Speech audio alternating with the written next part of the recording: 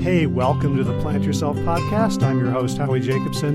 Quick reminder that the new book is out. You can change other people, the 4 steps to help your colleagues, employees, even family up their game. This is a business book, but it's also a personal book. I wrote it from my experience as a coach, helping people change entrenched self-sabotaging behaviors. And I put all my knowledge and all of Peter Bregman, my co-author's knowledge, into a book to help you do the same thing with the people that you care about in your life. So it's available right now. It is for sale wherever books are sold, Amazon, Barnes & Noble, bookstore.org, your local independent bookshop, my personal preference, if you can do that. And I would love for you to get a copy. That is one amazing way to support me, is to help the sales of the book, and to read it and implement it. And if you like, go on Amazon or somewhere and leave a review. All right, so let's get to today's episode.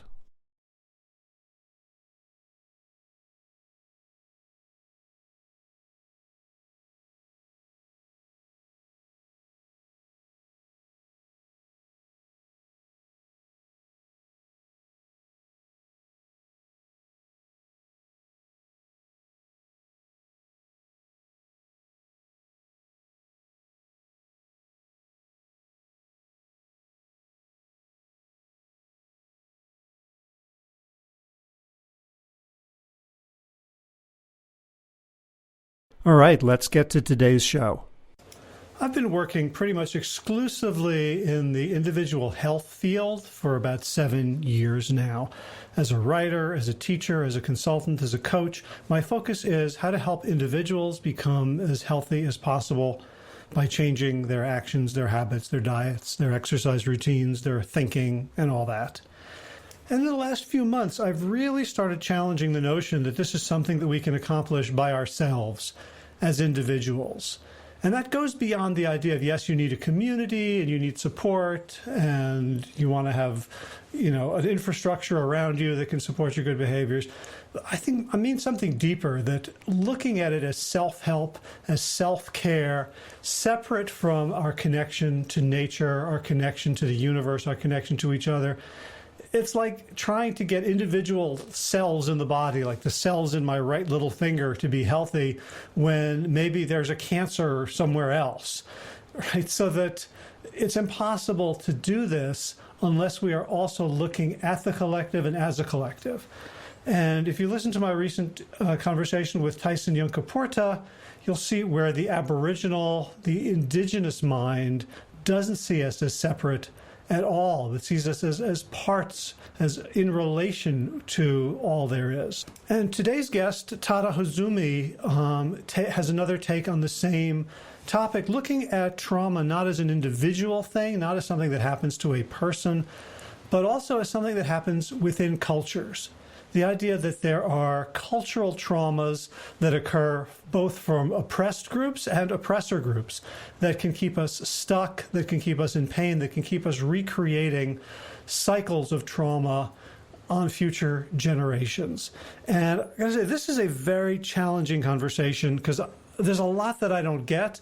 And in conversations like this, it's not just that I'm not understanding the answer, it's that I feel like I'm not even clear enough to ask the right questions. So there's a lot of false starts here. There's a lot of areas in which we have to backtrack.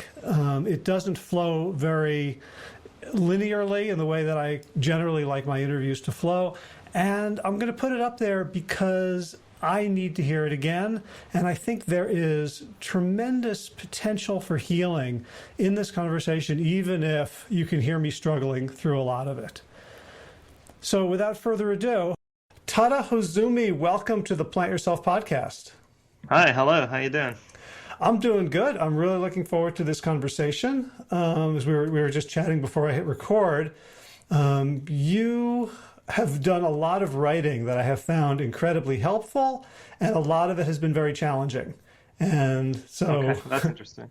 So like this podcast is basically, the theme is basically people I want to have conversations with to help me get my head out of my ass. And so that's what I'm going for here. So first, can you just introduce yourself? Just maybe create some context for the conversation.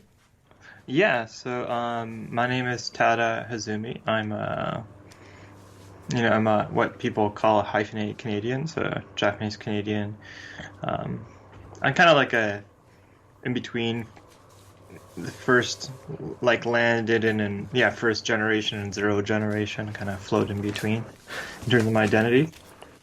Um, yeah, I live and work on what's commonly referred to as unceded coast/territories, so that's also known as Vancouver, BC. And yeah, happy to join everybody here.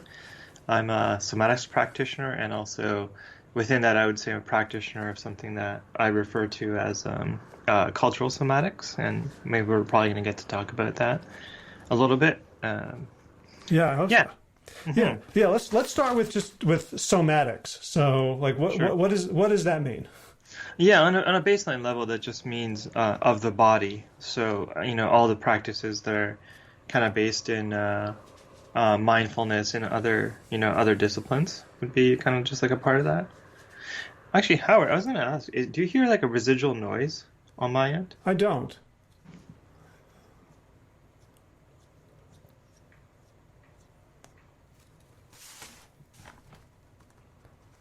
Because I can actually close my window to reduce. When you're not talking, I hear nothing. So it's a very clean signal from my end. Okay, great. Okay, that's all I need to know. Okay, Okay. great. Hmm. Yeah, so somatics just means of the body, and then so a lot of that work you might know as like things like Hakomi method or Feldenkrais or somatic experiencing and modalities like that. I guess technically yoga and a lot of mindfulness will fall into somatics as well.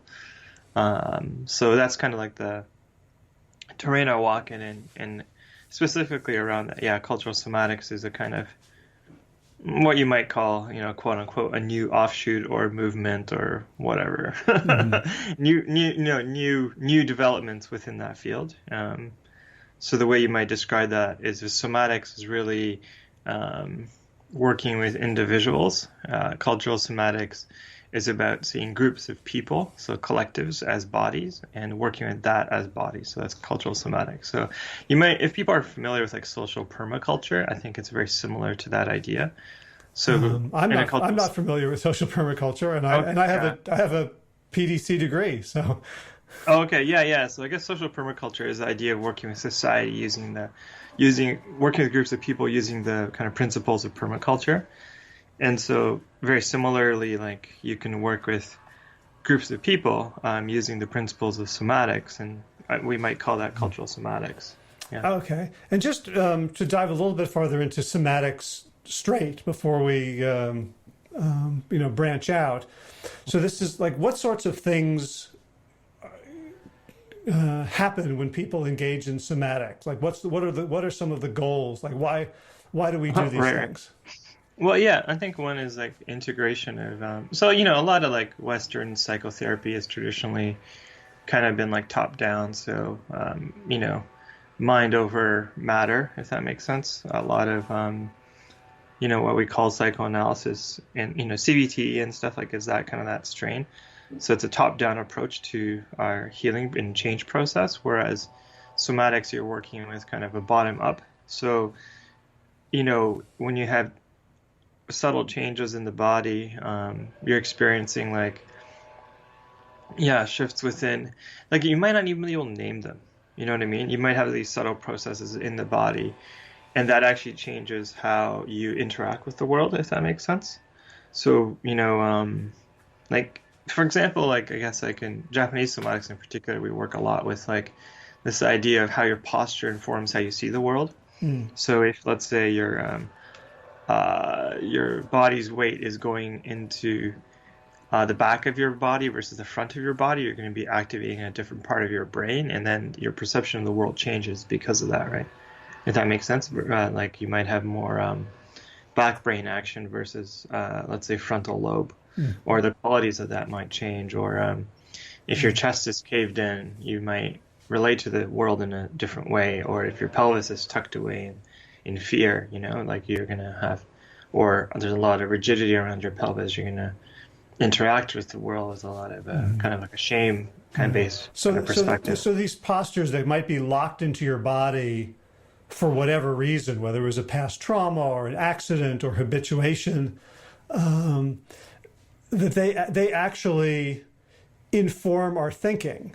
And so if I'm going to do CBT, it's going to, cognitive behavioral, if I'm just attacking the thinking and saying, well, man, you're thinking about this wrong, you have a dysfunctional thought, but if the thought arises from the posture itself, then that's going to be a fruitless effort if we don't get at the source. Is that sort of an understanding? Yeah, that's a part of it. And also, like, sometimes when we change the thought, we have an embodied shift, So when we hear something that makes sense for us, our body shifts to accept that or not accept that. You know what I mean? Like, even whatever you call CBT, it's still a somatic process underneath it all. But the orientation is different in the sense that, the vagus nerve, which runs up and down your spine, that connects kind of your entire nervous system to your brain. Like 80% of the information goes upwards. You know what I mean? But we tend to think it's the other way around. So, information is going up, but it's not like 20% is coming down. There's a lot that happens independently of the mind or the mind brain. So that's an important thing. Yeah. Right. Okay. So somatics, rather than trying to replace CBT, is just saying if 80% of the information is afferent, then maybe we should pay attention to the source of that and acknowledge it directly. Exactly. Yeah. I mean, I've never done CBT and I've never seen a CBT therapist, so I can't really say on that. But, I think it's just pretty obvious that, like, our entire society is run off this idea that information mostly travels downward, right? If you look at how our social structures are created and everything, it's embodied everywhere, right? So, it's a lot of it's about shifting the ratio. You know what I mean? It's about institutionalism and all that stuff. Yeah. Yeah, well, that's the cultural side perspective.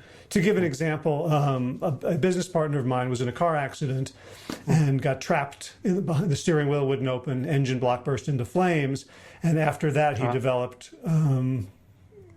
PTSD around, claustrophobia. Couldn't be in a movie theater, and the cognitive attempts to get him to heal were, "You're safe here."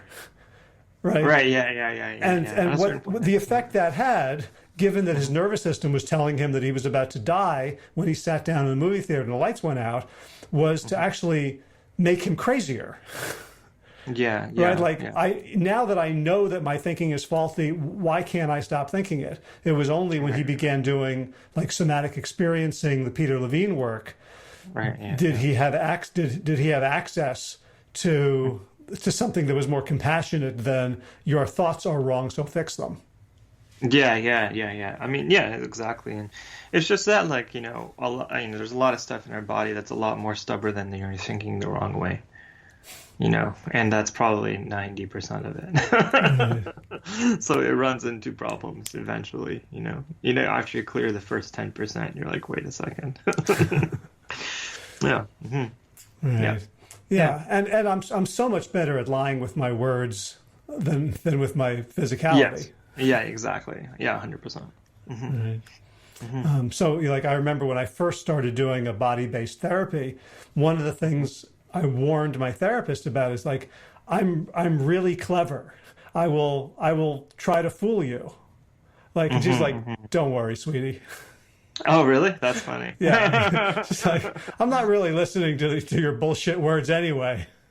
Right. Yeah. Tracking your affect and stuff. Yeah. And inflection. Yeah. Absolutely.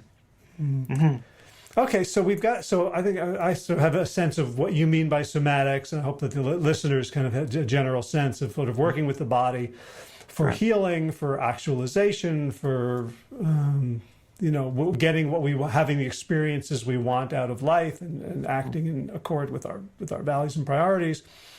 Now you add another level of cultural somatics. So does that have to do with, like, all of us have bodies that have been shaped by our experiences, and somatics typically looks at it as an individual. Like, you grew up here, your dad hit you when you were 12, you got yelled at crossing the street when you were 4, and these are all, like, patterns. And cultural says that there's bigger things that might be invisible to someone who's just looking at an individual. Yeah, like I think that's one thing. That's like so for a while we've been talking a little bit about, when first, especially like in the, white Western psychotherapeutic world, they're looking at trauma as an individual kind of experience, and then they maybe enlarge that to family. Mm. But where, it's been slower, and for obvious reasons, is to look at the cultural effects of like cultural as a producer of complex trauma for us. So that's like complex trauma is the kind of trauma that when you have like constant exposure to something, as opposed to like a car accident, which is an acute incident. Most of the trauma that we have is actually complex. It's not the acute time, It's like kind of like being around a neglectful parent for 10 years. This is a lot more what we have, right? So cultural trauma is like all that stuff, like the kind of like what happens when we are, used to living in a culture that's shitty for us, basically.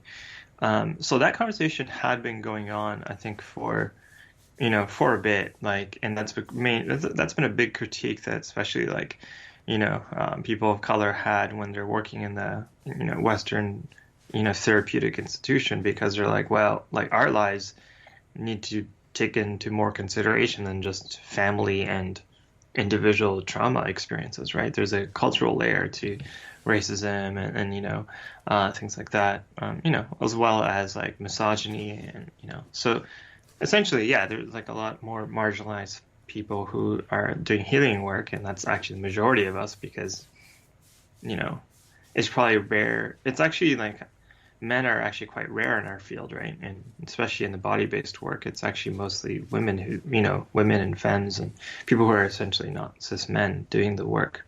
At least my colleagues are mostly, not men, not cis men at least. And so, and then, yeah, so that's kind of like been the conversation. But cultural somatics for me, in the particular way I approach it is a little bit more than that. There's like a layer of so yes, there's like you could like if these systemic oppressions and stuff cause our bodies to experience trauma, cultural somatics starts to go towards like, okay, well, actually, as collections of individuals, we are one body, right? Mm-hmm. Like, we are one body, and that body has trauma. And that's a little bit different to say than individuals experience this cultural trauma. That's also true. But then there's this another layer of like, no, like our entire culture and society has a body, has a networked body, and it experiences trauma, and a lot, and we see the results of that trauma. Like, for example, like, there was that young white guy who shot a bunch of protesters, right? Like, Yeah. bringing guns to a rally and shooting people. That's like we tend to think of that as an individual or even kind of like social experience. It's like, I think it's actually a lot more than that. There is actually a cultural body that has pain in it and has a very certain ways of expressing it. So yeah, it's a little bit, it's kind of like, yeah, it's a little bit cybernetics, you know what I mean? That's kind of Uh-huh. the flavor. I don't know. Right. Yeah, Well, yeah. let me poke at it, see if I can Sure. understand it. So when you say that cultures can have trauma, are you Hmm. talking about, let's say, how how you would be treated by the broader culture, so as sort of as an other, or are you talking about like the trauma that I would get from growing up in a culture? Like I grew up in a Jewish culture that was Right. very Holocaust aware because my mother had Yes. escaped, right? So Right. there I felt the effects of like being Jewish. Like it wasn't like anti-Semitism affected me. It was my parents and grandparents affected me. Yeah. So that's the intergenerational trauma piece, right? Yeah, absolutely. And so like um, and just to say that cultural somatics is not like something that I exclusively do or anything like that. There's a whole bunch of people, other people like you might know are like Resma Menakem. He's a black somatic therapist, and Uh-huh. he's done a fair amount of writing and speaking on the subject. But it's specifically more about my approach to it is that like But yeah, his book's called My Grandmother's Hands. It's been quite popular in the last little while for the obvious reasons. But yeah, so just to say, cultural somatics isn't something like only I represent, or you know what I mean. Right. But what I would say is that like, so yes, so you like, so there's that intergenerational, and that's one layer, right? That's bigger than just Howard layer, right? And now you're getting into the intergenerational. Oh, I have trauma not just from anti-Semitism, from being Jewish, like inheriting your family's lineage of all the anti-Semitic stuff they experience, which is, you know, anti-Semitism plus something else, right? Right. And I guess like what I'm saying is there's also something else beyond that as well. And that is to say that there is actually a body of all the Jewish people that have been alive up till now and are still alive. That is actually also one body.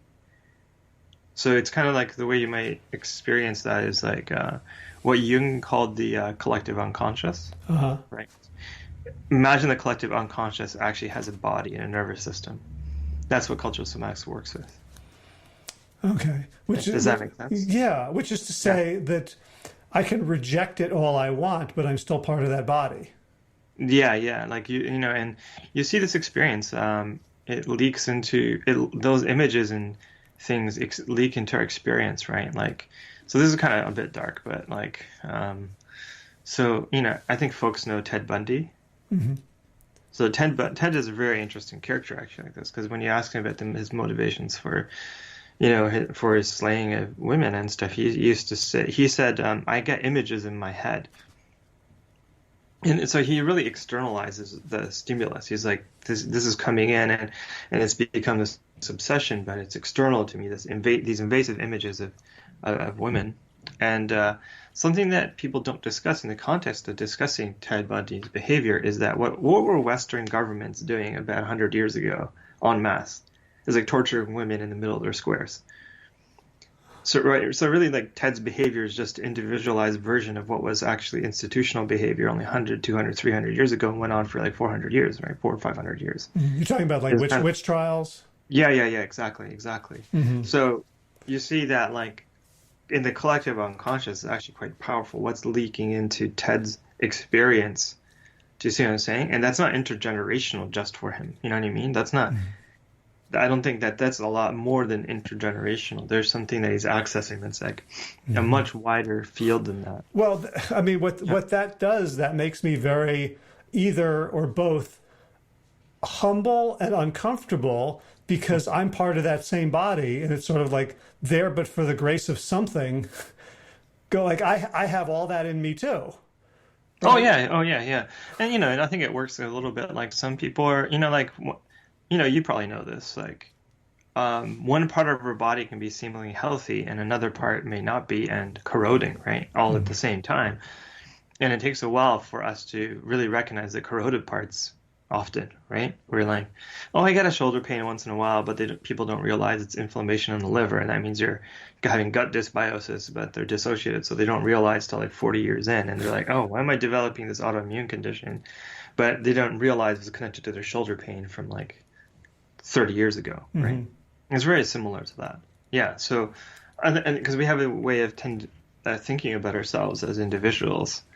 So yeah, exactly. Like for some grace that you're like, oh, I'm mostly okay here. Like I don't have that kind of instinct or, but that doesn't mean other parts of the cultural soma don't. Like that makes sense. Yeah. So I'm trying to sort of parse something that let's say like there's my culture.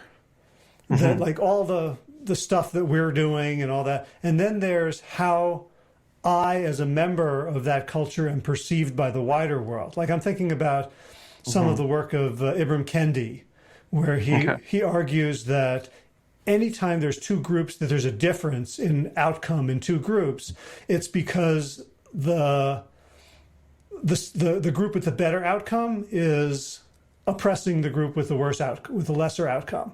So, right. I guess I don't know how to agree or disagree with that statement. Well, you know, so the other argument is that, well, you know, let's say there's he's arguing against a narrative of the black community that well, there's a culture that wherever it came from of less than, less achievement or like hopelessness or, Right. and so like, how do you think about whether whatever I'm experiencing comes from like inside my culture or whether it's because of the way I'm oppressed by the wider culture? Okay. And does that question even make sense, or do you want to reframe it completely? No, it doesn't. It doesn't make sense actually. But I mean, like I really struggle honestly with like, yeah, I struggle. So when it's not given a neurological frame, I struggle a bit. Yeah. So if my I question have to doesn't give a make sense, solution. do you have a sense of what I'm missing or where I'm confused?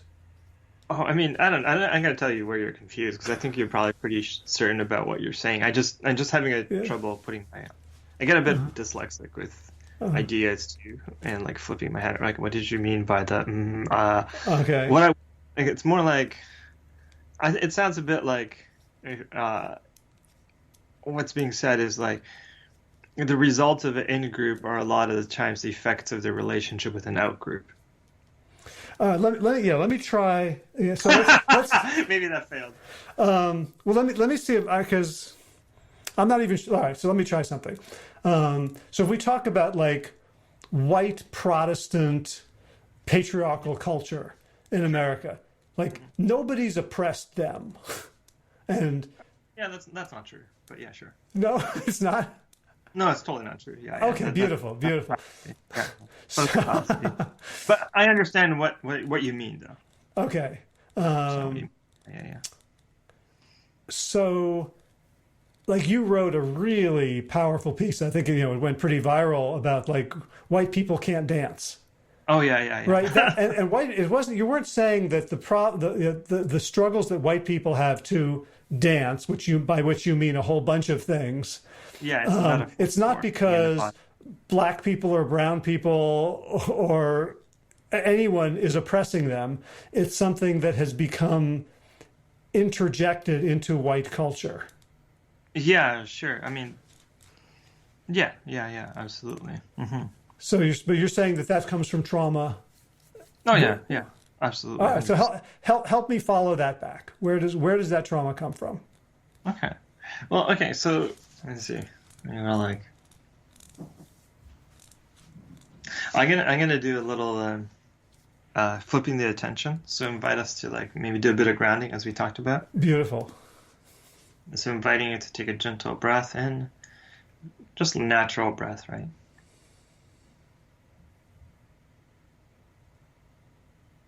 Oh yeah, and if you're driving, don't do this. I hope you realize that. And then dropping your breath lower into your body very gently. So you're kind of letting gravity breathe for you.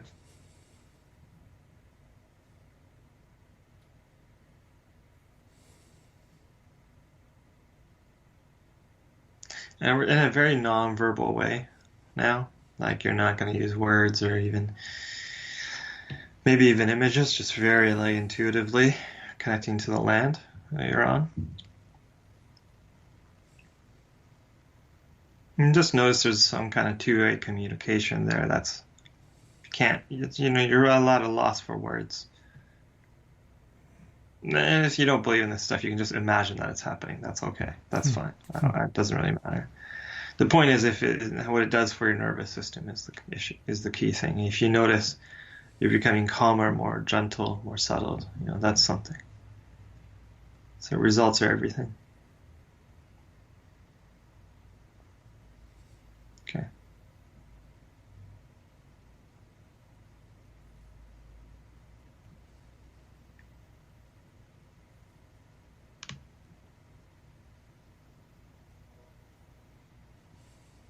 All right, and you're probably starting to notice some physiological change. Heart rate, blood flow. You're probably recovering some sensation in your lower body and stuff.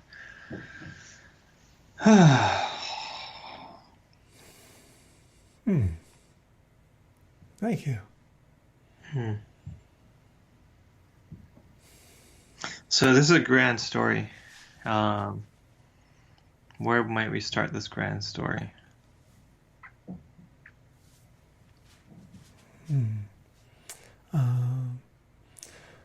Well, I mean, one of the things I have been struggling with is the concept of white fragility, which I think you have.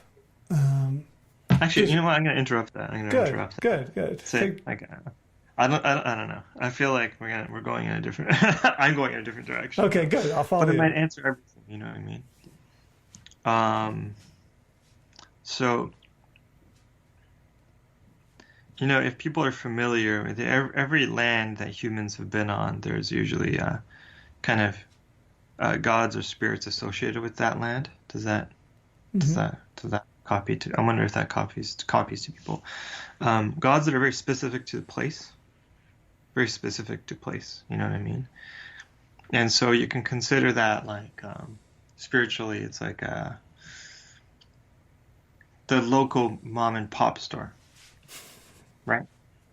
So the spirits and gods that are recognized have an impact, but only really on the community that they're a part of immediately, right? Mm-hmm. And so from there's been a transition to, let's say, a Starbucks coming in, right? Like spiritually. So you have like a god from another place come into another place, right? And often that's going to take the shape of like a sun god or a sky god or some, like a little bit. So, when you think about it this way, like when you start getting into sky and stuff, you start to get into universality. Does that make sense? Yeah. Because there's a horizon. Because you're going to lose your god if you walk out too far out of your territory. God's gone. Mm-hmm. Right. The god you're connected to the sky. Well, it's fucking everywhere. So you get to keep going. Or the sun, you get to keep going, right? So it's kind of interesting to think about, right? And where are you anchored? So that's like kind of like you're starting to move into a more franchise model, right? And a lot of what is called imperial expansion is just that, right? So this movement towards this kind of like juxtaposition, I think, is really important to understand. That like, in the history of people that we call WASP or white Anglo-Saxon Protestant, and behind that, kind of like Starbucks God, which is essentially Christendom within Christendom in the most recent histories of Western Europe, is such like that. It's like a Starbucks. It's like a chain store, chain at Walmart type outlet that's taken over the precedent of something that was a local shop. Does that make sense? Yeah, completely. Yeah. And I think for Jewish people, it's pretty interesting because there's so much displacement within Jewish people, right? Yeah, we had the horse-drawn cart of. Right. Yeah. So there's I think Jewish people are particularly interesting in this and how the Abrahamic religions come out, of those traditions and stuff. But we're specifically just talking about Western Europe. There was a displacement of those local gods, and that means that in the collective consciousness, the market share of the collective consciousness changed, right? And so when we say that, like, there isn't oppression, it's more like, well, like, what is, there's that's something to think about, if that makes sense. Well,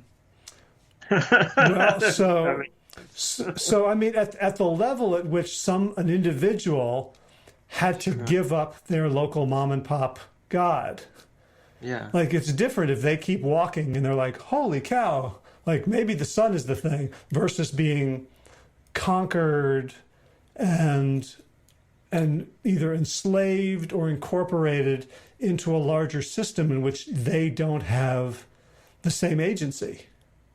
Right, but I mean, I think the point is that, like, the way people usually lose their relationship to whatever is regional is usually through conquest Mm-hmm. of some kind, right? Like, yeah, like these nation states are created through something. Mm-hmm. That didn't exist before. There's like conquest and stuff that happened that allow that to happen, right? And so there's a lot of undigested material from that. I think that we're dealing with now, which is really what I'm saying is that like I'm not talking about the last 500 years, although maybe I am talking about the last 500 years, but like this is a thing, you know? Um, yeah. So, what are some examples of that undigested material?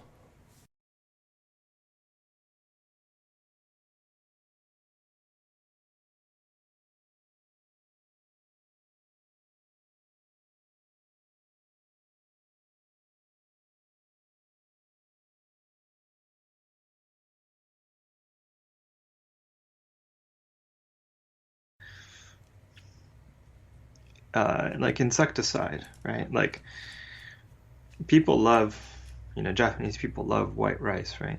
Mm-hmm. And we know that white rice is not as good for you as brown rice. Let's just put it that way. We know that. Let's just put that out there as like a comment. I eat white rice, but I mix some multigrain with it. That's how I deal with it. But um, brown rice is a whole grain and all that. It's wonderful. So where does the insecticide come in? Well, brown rice was for poor people. Or I mean, poor people didn't even get to eat rice, but brown rice is less aristocratic than white rice, right? Because white rice is like has a dopamine hit, it's sugary, it's refined, right? Goes along well with like certain flavors and stuff like that. And brown rice was for poor people. And now brown rice is more expensive than white rice because of insecticide, right? So the insecticide is allowed for a larger population of people to indulge in like what was originally kind of an aristocratic behavior, right? Aristocratic dietary choice. But it's actually corroding people's digestion overall compared to, let's say, eating brown rice. It's like better for your microbial environment, right? Mm-hmm. And I think that's like a pretty big nutshell of what we're dealing with right now. If you want to talk about cultural trauma and history and how we inherit it, right? It's in our lifestyle, right? So we're dealing with all that. We're dealing with, yeah. So why did Europeans, consume so much sugar? Why did sugar becoming what was originally an aristocratic thing, becoming commonly available to the commoner? What does that serve in as luxury, And think about like why, and we know the sugar gives you a dopamine hit, right? Right. You know that really well. And what does that mean when you look at the history of Europe and it's just like bloodshed? I mean, so is Asia, but like it's just bloodshed. The history of medieval history is just like pillaging and killing for hundreds of years, like civilians being slaughtered. So what is that? People inheriting that trauma, why would they want dopamine? You know what I mean? Uh-huh. So then I feel like you're trying to get this. You know what I mean? I'm talking about kind of like this is a very large scaffolding in our lifestyle is actually mechanisms that we've created to deal with this massive intergenerational trauma that's still in our collective unconscious in a huge way. So, that like white kid that shot up those protesters, is he separate from like a sugary icing kind of like fluffy cake from a supermarket? You know what I'm talking about? Like it's kind of like gross. Well, I mean, for me, it's mapping onto when I work with someone who has any sort of either addiction or binge behavior for a particular type of food. The central challenge is always going to be, can you feel what you're feeling that makes you want to not feel it with this food? Right. So the dopamine is always like, why do you, I imagine the work of Gabor Mate, Yeah. He's your neighbor, I guess, right? Yeah, I've never met him. In Vancouver. Out on a walk or anything, but yeah. I know exactly. But like, you know, what he asks addicts is like, how is this addiction good for you? Like, what is it doing for you positively? And so for the individuals I work with, they have pain in their lives, and dopamine, the quick dopamine hit that they get from junk food, is an immediate self-reinforcing salve. And so you're saying that's not so beyond the individual. There's an entire culture of pain that, when sugar was available, immediately was 100%. Utilized to address. Yes, absolutely. Yeah, exactly. Okay. There's a lot of our lifestyle decisions, and particularly maybe food is an interesting one to look at, is that as a result of that kind of dealing with that, you know, imperialism worldwide, right? And this isn't just like white people are bad because you're like the if you look at, you know, I've been taking hard look at the history of like what we call the Middle East and then Eurasia and all that. You see it's just a massive clusterfuck of like imperialism, and people are killing each other, and it's like, you know, a lot of white people died at the hands of people of color. You know, like it's pretty obvious, right? Like the Mongols went really far. The Ottomans got really far, and then of course, like, you know, the Crusades, you know, waged in like so. There's a lot more than just this current conversation that we're having that we need to take account of, and of course, like what we see now are like what happens to a world when certain people have won more recently. You know what I mean? In the last 500 years or so. But there's a much longer history to account for, I think. It's very important for us to understand. Okay. So when I think about sugar geopolitically, I think about slavery. Yeah, absolutely. Right? Yeah, exactly. Yeah, and absolutely. The way you're framing it, and the story of slavery, from my, you know, enlightened progressive perspective, is that Europeans were the bad guys, and they were at fault, and they were wrong, and they enslaved lots of people of color. And of course, at some level, that's true, and it also doesn't take into account what you're talking about of the trauma of individuals losing their mom and pop gods and becoming like there's nowhere to stick the flag of blame.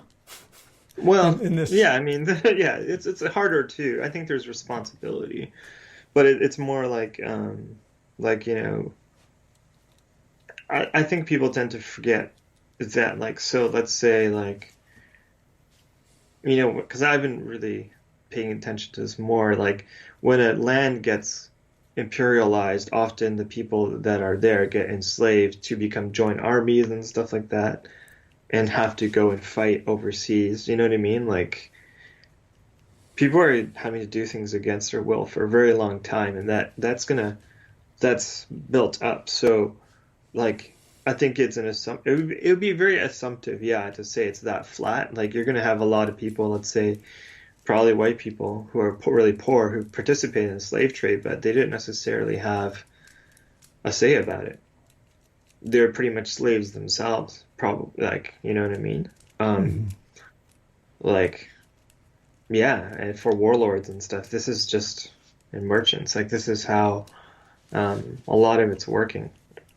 And so, like, I think there's individual responsibility, and then there's also the reality that, like, the Industrial Revolution and has benefited greatly a certain type of person, and it's disproportionately benefited white people. That's true. You know what I mean? Because white people had been the winners of the last 500 years. So that is something that's huge, but it's just now. So if we look at history in terms of, there was this conquest/discovery, there was a new invention, there was a new means of production, and it's caused all this pain among the losers. Are we saying that basically progress equals trauma? That, like, if you could push a button, would we go back to hunter-gatherer tribes worshiping local gods? Yeah, I mean, I think yeah, I don't think we can do that. No, this gets into a lot more complexity, but yeah, progress equals trauma, I think. It's like kind of like maturation. And that's not to say like everything that happened is being collateral damage or anything. That's like not what I'm saying. It's like, hmm. And there's a part of me that, yeah, like I could accept that human history had to evolve in a certain way. And I don't think our plan is to go back to the past or anything like that.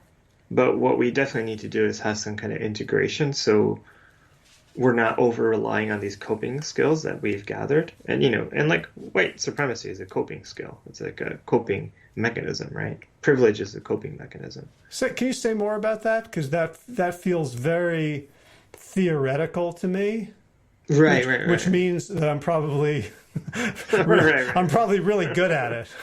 Well, so you know how like, acquiring a sugar by European powers is like a psychological coping mechanism for the collective trauma that Europeans experienced in the medieval times, right? Okay. And before that, right?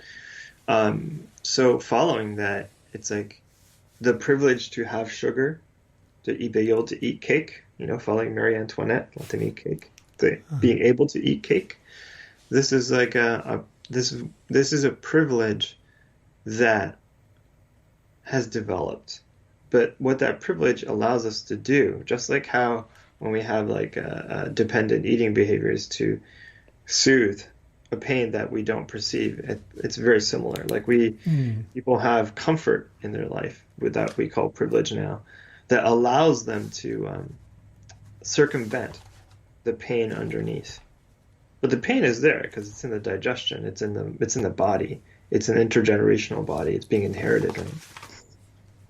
Like all the gut dysbiosis and all the other autoimmune stuff that people experience now, that's all intergenerational trauma. So it's there. It's just we hide it very well. We're trying to run away from it, Uh-huh. right? So, but it's catching up to us.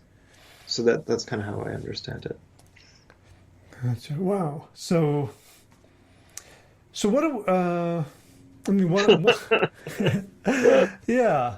I mean, when I see a client or someone I might be a client who is 400 pounds Mhm. and they've soothed themselves with sugar, with fat, with white Right. flour, with all that stuff, and I can see they may think they're jolly and happy in the life of the party, but easy for me to see the pain underneath. It's very easy for me not to judge that person, and to feel compassion.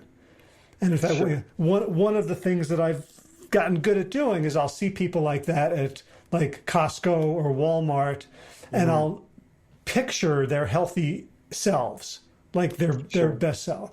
But when I see a group of people protesting in Charlottesville, or like in my state, there's a whole like Hmm. right wing reopen everything, praise Sure. God, right wing, like Mhm. it's very, or even worse when I see or hear people being overtly racist. Sure. I don't have the same inclination to understand them, to see their pain, to want to help them. And part of it, I Hmm. think, is on social media, that if I even say like, oh well, like like the whole thing is, oh, the white kid shot up a church, he has mental problems. Black people are protesting in the streets, they're naturally violent, right? So Yeah. even to Sure. go to this idea of trauma feels like Hmm. in our current culture that it gets fucked with, oh, you're excusing that behavior, and my left-wing friends won't like that. Mm. Hmm. Hmm.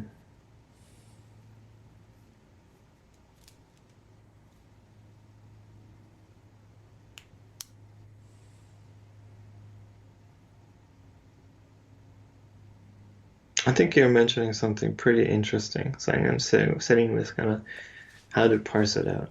Okay.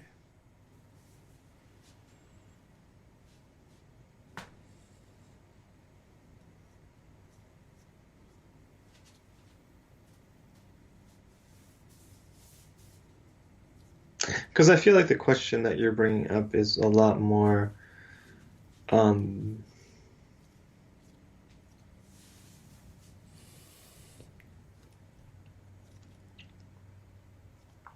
about how are we responsible for our trauma, right? I think that as I'm listening to myself, and I so appreciate the Hmm. silence that you're allowing. I feel like Hmm. not editing any of it out, just Okay, because sure. it's organic. What I'm really saying is like I see myself as a healer, Sure. and I see a sick society, and there are these blockages to me being a healer. Like like I have to, like the desire to be right, the desire to tell other people they're wrong, the desire to avenge is completely blocking any healing that I might offer. And I Mm-hmm. know how to work with individuals when they come to me, and I don't seem to be able to access this innate healing tendency, which I feel is my gift to the world. Mm. Like like something in the way I'm thinking about it is messed up. Mm. Hmm. Well, let's take that away from you. I don't know if it's something in the way that you think is messed up or anything, but like what I think yeah, I think you're coming back to is that people are what are people responsible for taking care of in terms of themselves, right? Like, um, and then we have a weird relationship to trauma. I think it's reasonable for us to say that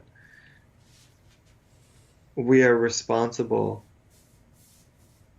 for the trauma in our body and healing that individually. We are each responsible for that.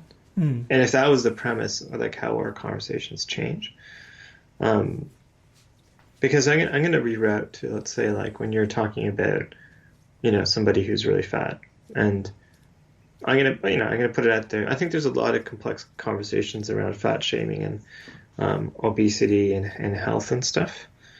Um, and I don't know how to perfectly navigate it. But one place where I'll go to is that regardless of how we are shaped, right? You could be really thin, you could be really fat, you could be really muscular, you could be really not muscular, whatever. Our bodies are a reflection of the relationships that we're in and how we're doing them, right? I think one of the problems that we have in our culture is that we tend to highlight certain body responses to trauma and not others. So let's say like being very muscular, which actually can be a trauma response for obvious reasons because your body's in constant fight response. So you're trying to, armorize and all this, right? A lot Mm. of culture around hyper masculinity is like applauded versus, let's say, like if your body's response to trauma is to gain weight or gain fat weight, you probably are shaming one thing and upholding the other, but they're actually, depending on looking at the person, they're both traumatic responses. Mm-hmm. If that makes sense. Yeah, yeah. And so there's no need to shame either in a way. Um, and there's also a need to maybe actually have a responsible conversation about any of those responses in like a very real way, in a very non-judgmental way. That's kind of like where I try to navigate. But this is definitely like a tough question because I do believe there's some people are, as much as some people are naturally muscular and healthy with that, I'm sure there's people who are naturally fat and are healthy with that. Like I know that, but that doesn't mean every person is fat is having a a well response to the world. And then also there's the reality that all of us are probably in some kind of traumatic response, regardless of our shape. Like being very thin can be a traumatic response, right? Like there can actually be inflammation responses and all kinds of things underneath that. So you can't. So I think there's something about reorienting that conversation, though, pivoting it around, like what are our responsibilities for working with intergenerational trauma or the trauma in our bodies and the cultural traumas that are around us when we inherit or that we express, and without any expectation, how does our how do we change when we get, like, instead of maybe like pivoting around the results that we're trying to aim for, is to actually more work from the place of like when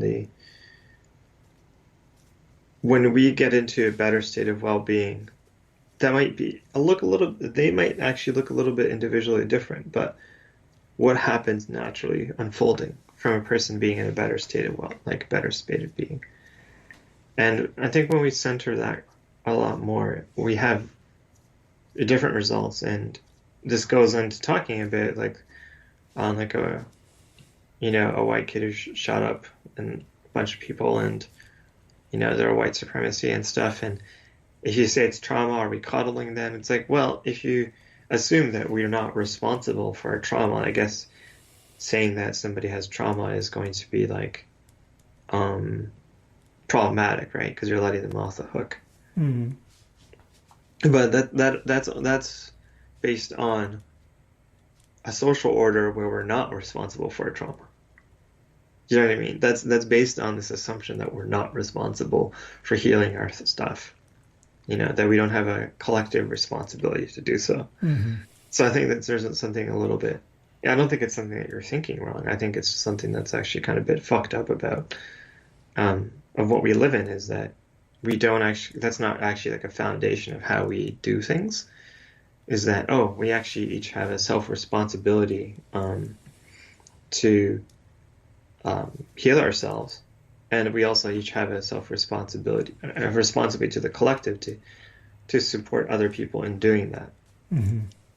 Right. So these are the things that are like just kind of I think messed up. Yeah. Yeah. And when you're talking about sort of muscular people can be just as trauma informed as obese people. Right. So sure. there's lots of ways in which I look like a functional, healthy person to the outside that are actually manifestations of trauma. Totally. Right. I just happen to have gotten lucky in that my trauma is socially applauded. Yeah, I think that's kind of what I'm saying. Yeah, because you have like people who are, you have people who are really muscular and that's seen as healthy or something, whatever, muscular and lean, and then you'll actually talk to them and you're like, oh, you can't actually sense your abdominal movements. They have gut dysbiosis. They have inflammation inside, but it's all armored and you can't see it, right? And you're like, well, I mean, it's like, but we have this weird way in our culture about privilege certain things and not others. So that, I think that's very real, very, very real. So is the solution or approach the Gandhi line to just be the change? Like we just work on our own shit? Yeah. I think actually really practical is to work on your microbiome. I actually like to be very pragmatic about that. It's like, that's work on your own shit, I guess. Like quite literally, work on your digestion. Seriously. Yeah. Work on inflammation and microbial environment. And when in regaining that, there's everything comes out of it. Like how you. Because, I don't know, regaining your microbiome environment is very emotional. Like stirring. A lot of shit comes out. You know what I mean? Because it's the... Well, for me, I can tie my microbiome to individual childhood trauma, right? To being to be cesarean birth and to being formula bottle fed. Right. So like, I think of those typically as physiological, limitations and shortcomings, but there, of course, there was also an emotional, spiritual aspect to each of those things that I missed out on. Yeah, and then there's the cultural, right? So, like why, cesareans are often a result of, people losing sensation in their pelvic muscles and stuff, right? And getting constricted there, and that has a lot to do with their lifestyle, sitting on chairs a lot. And where does that come from? That comes from imperialism, Same with Same with being growing up on formula. What are that's totally the Industrial Revolution behind that, right? So, the lifestyle changes that came with that, right? And that's a result of imperialism. You're gonna, you know what I mean? Like, so all those individual things you experience are actually cultural phenomena that your entire family network is a part of, right? Right. And so when we, you know, like if you probably weren't working on your microbiome, we wouldn't be having this conversation. You know what I mean? So I think this is very foundational, actually. And is the idea of the microbiome being so central a sort of like Hmm. self-similarity, chaos theory thing? Like Hmm. I am the body, like the microbiome is all these trillions of entities, and just like I'm nested, and like this is the universe that I can take responsibility for. Yeah, I love that. Yeah, this is the microcosm that I can really try to take responsibility for and see the results of immediately, Mm. you know? And then when your microbiome changes, your posture changes. And so when your posture changes, the way you interact with the world changes. And whatever body we manifest from that change is like something that we might appreciate. Maybe not Mm. uphold, like pedestalize, but appreciate its emergence, as opposed to, let's say, like, because I think a lot, we tend to go for like, I don't want to be fat, or you know what I mean, or I want to put on more muscle, or like we have a destination in mind. Hmm. But so that's like the top-down approach. Right? The bottom-up approach would be like, well, my microbial condition inside my body sucks. I want to fix it. And I'm going to see what happens as I fix this thing that I don't know what the effects of that are going to be. Some Mm. people might gain weight. Some people might lose. It's like really individual. A lot of people are probably going to break up with their partners and make new friends. Yeah. Well, one thing I read recently was that our microbiomes are taking a hit in the quarantining because we're coming into contact with fewer other human organisms. Oh, yeah, yeah. No, that's an interesting question. Well, yeah, yeah. I mean, that gets into like I think that gets into like I don't know. Is that what we want to end our conversation with though today? No, but when you No, think because about like there's where the microbiome can be enriched in things like the dirt, yeah, yeah, right? Like yeah, you had me like sensing the land. yeah, yeah, Right, yeah, yeah. right. I'm on Right. I'm on a concrete slab on my office here, but I can go outside in bare feet and walk on grass and pick up dirt and smell Yeah, geosmins from the pines in my front yard. yeah. Like there's something about. I mean, one thing I love about that, like the microbiome can save us, is that it's in a sense it's greater than human. Like we're looking Oh, for help from something greater than the human world. right, right. Well, I would say like those local gods, the microbiome is a great description of that, right? Because we're all essentially fermenting beings, right? And the ferments change their flavor and texture and stuff. If you're a whiskey drinker, you know what I mean, you know this.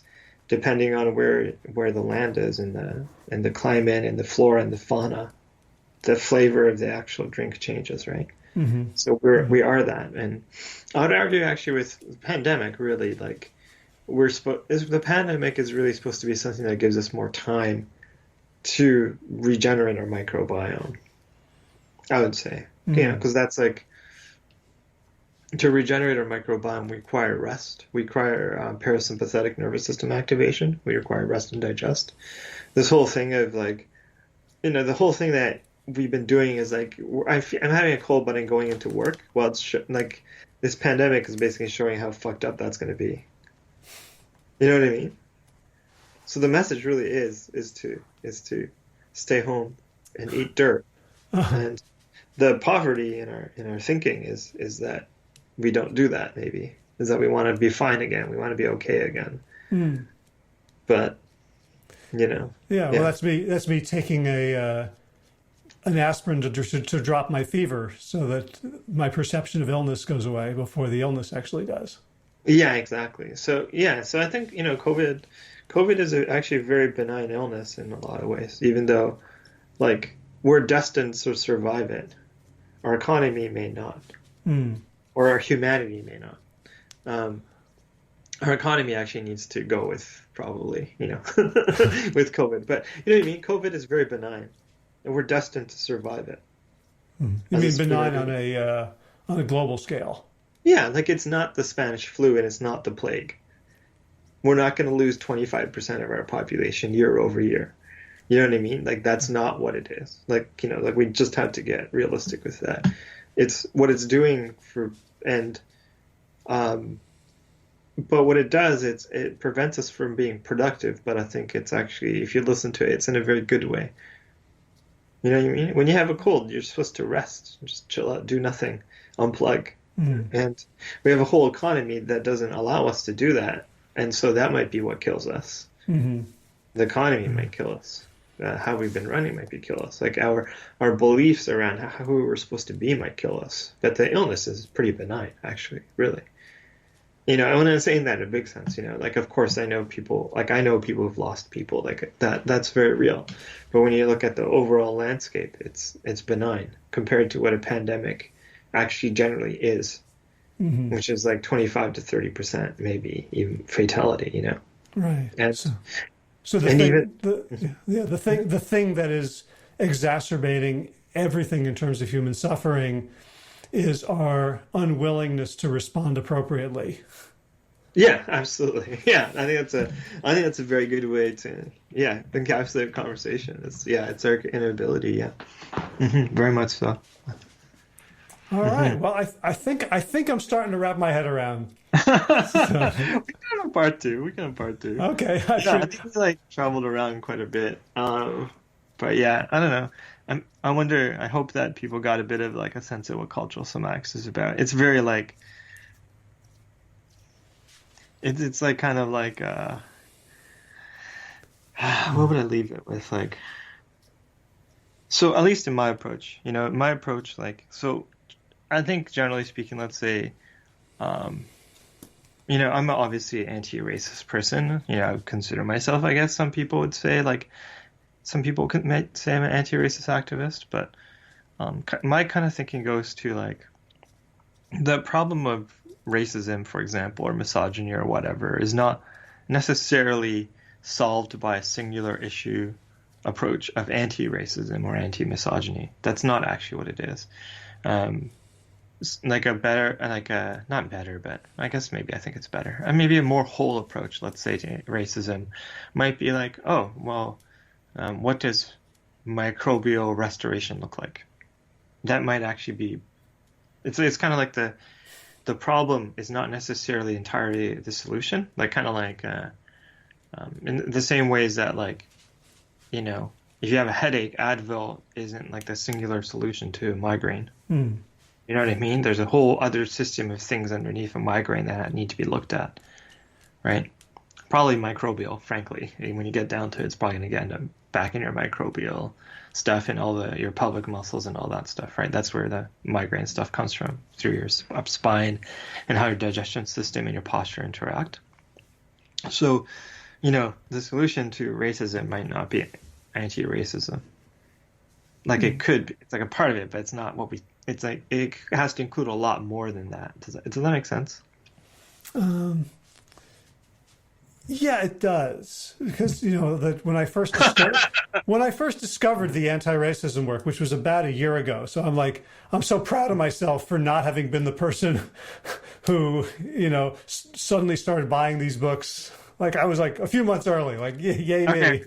Yeah, you're early majority or something like that. Right, and there was and there's a way in which at first I totally embraced the self-flagellation. Yeah. And then I started not.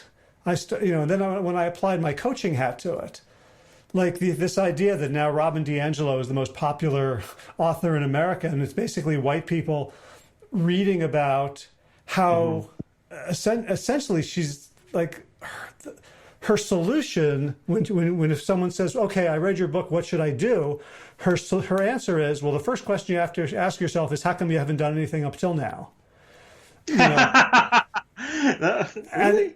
I don't know yeah, I've heard her say that 4 or 5 times on podcasts and in lectures, and I'm like, boy, as a coach, that's exactly the wrong thing. That's interesting. That's interesting. Right. Yeah. So to help, people. As a coach, that would be a very cult-like abusive thing to say. Oh, right? No, seriously. Yeah, I mean, I just thought it would be extremely unhelpful to get people to. I would think it in a coaching frame that would be abusive. Not saying that she's just talking problem on TV. So, but it's interesting to think about that because I think that is an abusive thing to say. Like if a client came to me and my first response is like, "Well, why haven't you come to me before?" You're getting into abuse. Yeah. To be honest, an abusive dynamic. Yeah. Say more. I'm not sure I totally understand that. I'm agreeing with you because I think you're right, but I don't know that I couldn't explain it to someone else. What is abusive about that? Well, I mean, because I can divorce this from like Robin being abusive. I mean, I don't really care. I don't know her work well enough, so it doesn't really matter that much to me. But if you as a coach, and the person's like, instead of being like, oh, you're here now, let's work with this present moment, you're dragging them into their past response. I would say that's abusive. Okay, gotcha. You know what I mean? Like, It's like, I think the right answer there, that's pretty obvious to me, is like, well, you're here right now. How does your body sense? Let's bring you into the present moment. Mm-hmm.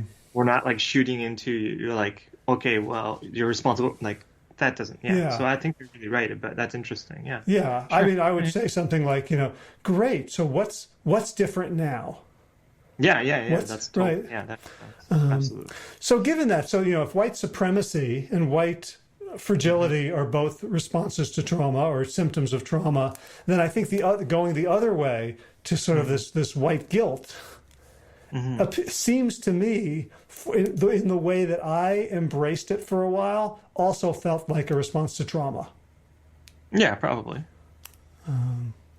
Yeah, most of the time, people, that's what we go through. Yeah, some hypersensitization process. That's trauma-driven, mostly because I guess I'll just say that a lot of the people writing about this stuff are not writing from the standpoint of somebody who's well seasoned as a person who works with trauma, right? Mm-hmm. So of course it's gonna like a lot of the material that's written and people consume is not trauma safe or trauma informed. I don't love the word trauma safe, but it's like it's not coming from a neurological lens. Like it's not coming from a somatic. It's not coming from like the lens of what is an ethical approach to change or anything like that. That's not what it's centered around, right? Mm-hmm. In our kind of works context. So that's totally, I think that's totally reasonable. I think it's our work to then be able to take in this information and be like, okay, have a little bit of a gut, coming back to this, have a microbial sense of wellness that we can actually filter, digest the material and go like, I like this part, I'm not taking this in.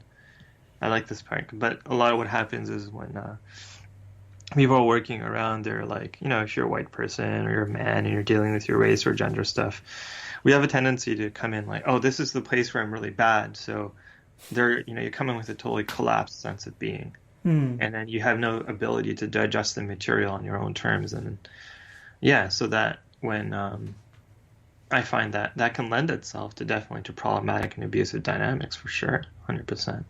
But I do think there is like,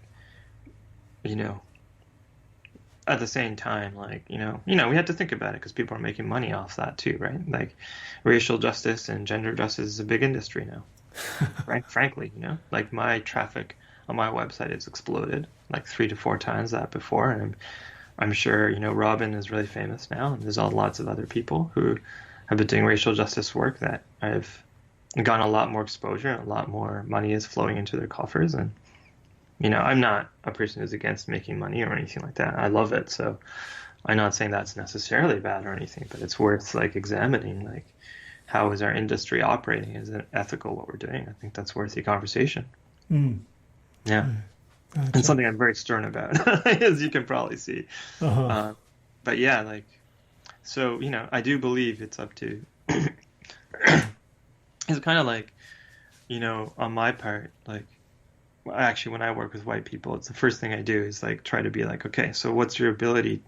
I don't really care about right away whether being racist or not about X thing. Like, you're coming to me, you're probably, I'm not trying to like, I'm not going in, why haven't you come to me before? It's like, okay, well, you're trying to do something now Yeah. with your stuff. And the first thing I work on is not about how do you know if you're doing something racist or not? It's not that. Actually, the first thing I generally work on, I try to work on, and this is not a promoting myself, but maybe it is. Sorry, maybe I'm promoting myself. Well, But you but it's to you say like I get to do I that. would hope so. Okay, okay. You've just given me 80 minutes of your time. I hope you get All right, something right, out right, of it. right, right. Well, something I think is really healthy is actually to first build up the person's capacity to digest their own material and be responsible for their own systems in that way. You know what I mean? And not like they don't have to like ingest everything I'm saying. They don't have to Hmm. take everything, because the first thing often when people go and do anti-racist work is figure out all the ways that they can be anti-racist, and it's like I actually find the starting place that I find more better results in is actually to first start with how are your family patterns involved in this?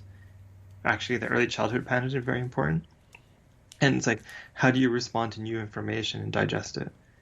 Let's set you up with a process that you can get some embodied sense of this is good, this is bad, this is me in process, right? And because actually, if you don't have that, you can interact with anything and it can become cult-like abusive dynamic with interacting with anything. But it is also, on the other hand, if you have the ability to digest material, it doesn't have to be perfect coming in, because nothing out there is really that perfect, including my Hmm. work. Then you have the capacity to go, I'm going to take this part of me, this work in, and then poop out the rest. Right. So the digestion part is actually like this is the whole thing. This is the whole thing I'm saying is like the solution to racism is not necessarily anti-racism. It might be just the foundation might be microbial health, and I mean that quite literally. Well, I mean, what this is reminding me of is like one of the things that has bothered me Hmm. is like the way people are taking in or not taking in new information about the virus. Like like it's Yeah. become right like you're on Yeah. this side or that side. If there's a study that suggests herd immunity in Sweden or New York and you mention it, then you're obviously anti-mask and you want everyone to die. Or Yeah. if you're if you're waiting for a vaccine because nothing else is going to get us out of lockdown, then you're Yeah. Yeah. anti-nat. And Yeah. Yeah. Yeah, like I'm exactly. seeing like when you put it that way, the our ability our varied abilities to digest new information. Hmm. So, I guess sort of an intellectual, cognitive microbiome, which is Oh yeah. grounded in our physical gut microbiome. Absolutely. Yeah. Absolutely. Well, that's the nervous system, right? That's literally the nervous system. Is that? Yeah. It's the bridge between the physical and the kind of abstract. Yeah. Right. So yeah, it's right. It's right in there. Yeah, yeah, yeah. And that's what will kill us or help us survive. You know what I mean? Or even thrive. Even like it's and I think that's a great place to end because I think that's exactly what cultural somatics to me is about seeing that like very kind of like fractal picture of the micro and the macro and the nervous system's role in navigating these very what we call complex planetary issues.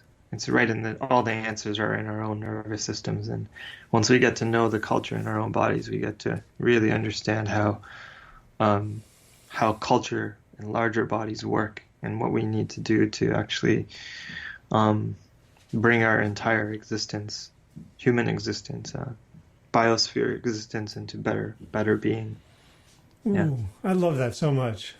yeah. So I have one more question for you, which Sure, is sure, sure. I like to end with this question. Is there any music that you're listening to that you think people might not know about and would Oh, benefit music. from Oh, from shit. hearing? Oh God. Music, huh? Okay, hold on. Let me open my Spotify. Um, I'm not gonna play anything. I'm just gonna see music. Why music? Um, Okay. I've just started. My life got better when I started asking people, "Tell me something you listen to that I haven't heard of." Okay, but what have you heard? I mean, all sorts of. I'm learning about sort of French hip hop and Oh, really? Like Les Nubians? Les um, Nubians, MC um, Solar. Okay. yeah, and Okay. I'm discovering salsa. So Okay. basically increasing my musical microbiome. Musical micro. All right, all right. Seriously, this is good. Shit, we can be forever. I'm actually like a. I used to collect records and stuff. Like, I'm not like a total music buff, but uh, man, there's so much good shit. Okay. Um, and what do you do? Do people play it or I'll something? You I'll play I'll it? put I'll put a link to a YouTube Oh, video okay, featuring their okay, okay. music. That's cool. All right. Okay, let me get. Uh, can I? Okay, so how many songs do I get? Oh, well, let's say three. But if you want Yeah, no, to, no, three is good. Three is good. Okay, three allows me to have like a motion. So I know the middle song is Samba de Flora, Samba uh de Flora. So the Samba of Flowers of okay. Airto, Airto. Do you know Airto? Oh, I do know Airto. He had. Shit. Yeah, well, whatever. You'll get I, you'll get. I, I last I heard of last record I have of his was from like '93. Oh, okay. So this is different. Um, yeah, Samba de Flora is you'll love it. Oh, It's quite a song. So, but the first song I'm trying to figure out,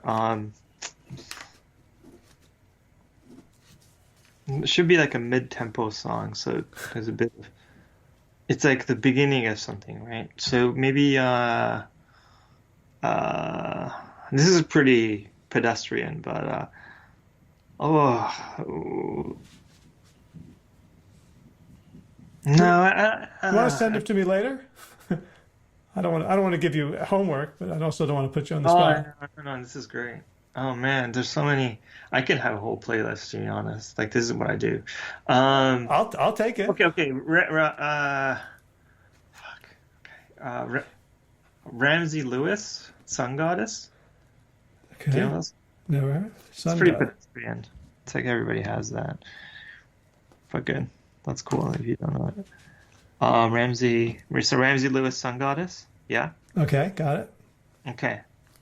And then like we need like a come down song. Okay. I think. Sorry, I don't know. This is I love. I always love this. I'm loving your enthusiasm here and the care in which you're putting into these three Oh no, songs. this is a great. It's like a three-song DJ mix, right? It's like a koan, then koan. Because okay. So there's a tie here. Well, there's like a three-way actually, even maybe. Okay, sounds like we have five. We have five altogether. No, no, yeah, we can't do five because we got to do it in three because there's what's this after Samba de Flora, so it's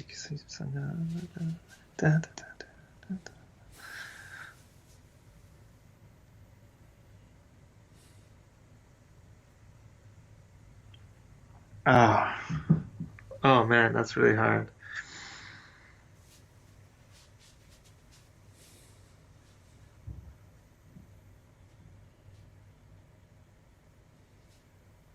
It's like I'm thinking like Donny Hathaway, Someday Will I Be Free. Okay. Uh, I mean, you get to choose maybe the last one. You know what I mean? Or like, oh, because I think we talked about, I think just with all the stuff that's going on, this, in terms of racial trauma and stuff, it's just a really potent song, Someday We'll All Be Free. And then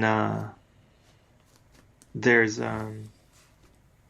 but maybe that's too obvious. Maybe, oh, okay.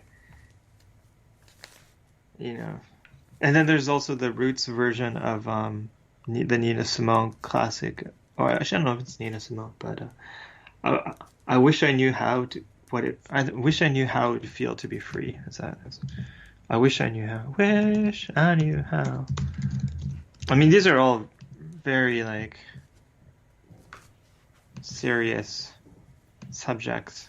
But it actually, maybe what it's actually, you know what? Okay, I'm gonna say it's actually good to be subtle in our appreciation. Maybe Joe Sample. Okay. I'll go Joe Sample. Okay. Sorry, but at least, this is all recorded on the podcast so that people can listen to the songs, right? Right.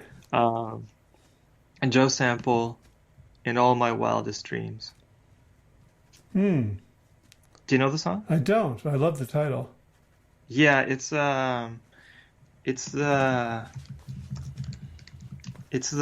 original song that Tupac uses for Dear Mama, I think. Okay. Yeah, it's very. I think it's kind of like, without going into the obvious message of our times or something, these three songs in their instrumental quality speak a lot to the subtle layers of what's really important. So maybe that's how I would frame it, because they're all instrumental. Maybe that's the thing. Okay, so not getting bogged down in the words. Yeah, I mean, I think the words are valuable and important, but I think it's just in this, starting out with Sun Goddess and then Samba de Flora. Because I think if we're talking about, anti-racism revolution, there's a whole playlist we can do with like Jill Scott Heron and there's a whole, you can start off with, you can, there's a, there's a whole exploration of really going into protest songs and stuff that we can do. I think I chose instrumental songs, so I'm gonna build the playlist. Well, we'll start with the body.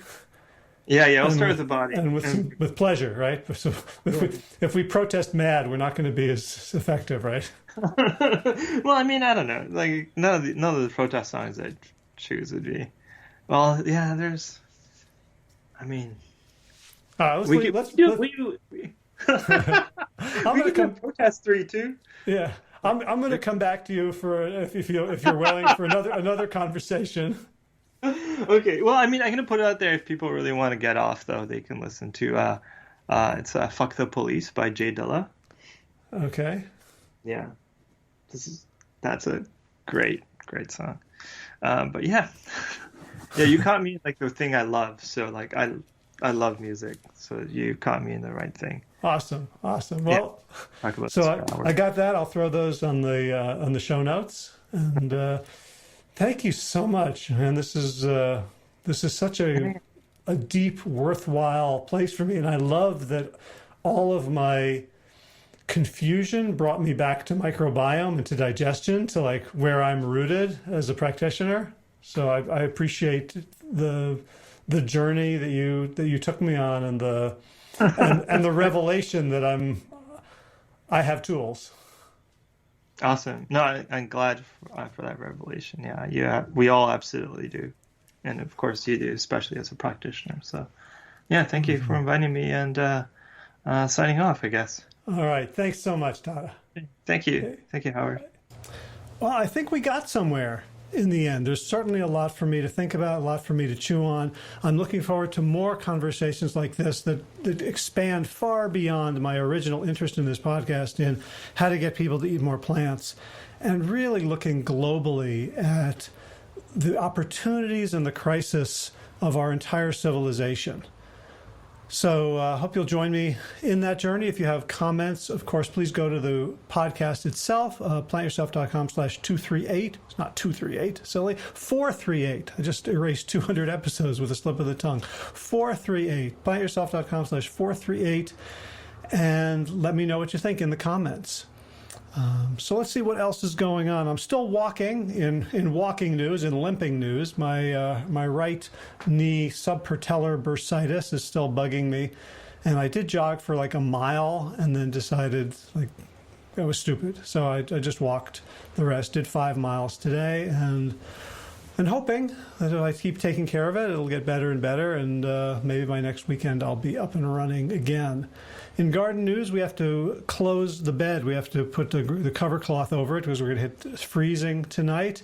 I did a thing. I made a ramp to the lawnmower shed, which for most people is not really a big deal, but I never grew up doing woodworking. I got a C- in shop class in junior high school. I spent 6 weeks making a single dado joint.